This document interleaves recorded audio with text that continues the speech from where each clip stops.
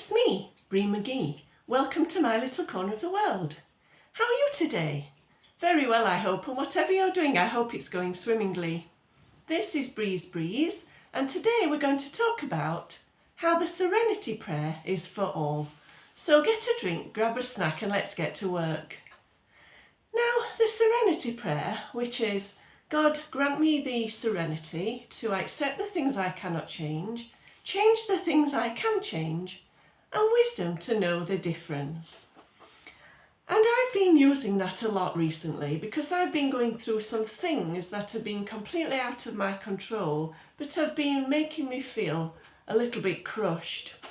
And so I've been using the Serenity prayer because I've had to acknowledge that these things were outside of my control, and the tiny little bits of things I could put in place to alleviate these situations I did do, but after that I just had to leave it alone. In fact, I gave it to God and left it for him to deal with. But let me just say, you don't have to be a Christian for this prayer to work for you too.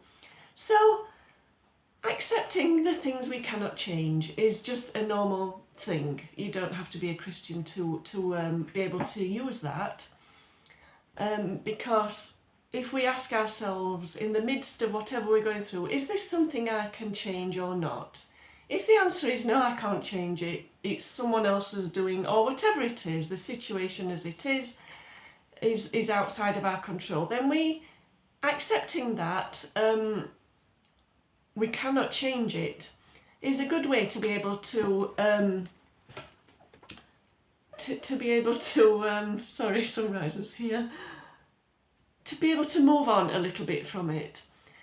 To change the things we can change, maybe we can make a telephone call, send an email, write to someone, or do something that will help towards the outcome of this thing we're going through. Sunrises here because he's agreeing with me. And so that's the two sides of the coin. But then wisdom to know the difference. Sometimes we can worry ourselves daft over things that we don't realise that we have no control over. And worrying about anything doesn't change the outcome anyway.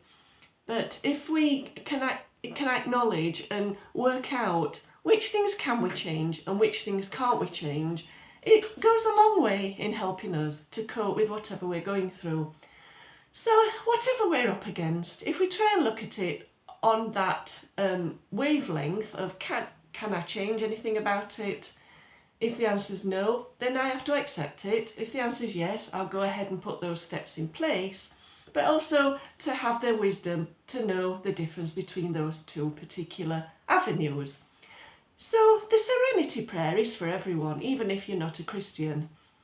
But I use it as a prayer because I do give all of my problems and issues to God and ask for his help in solving them.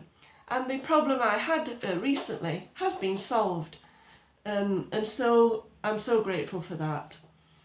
But we come up against things like that all the time, don't we? Life's never a bowl of fruit, as they used to say. It's often difficult and is more like a roller coaster ride, isn't it? But maybe this will help you when dealing with things like this. I hope it does. Let me know in the comments if it does help. And all that's left to say is thank you so much for watching. I hope you have a wonderful day. I'll be thinking of you, and from my little corner of the world to yours, bye for now.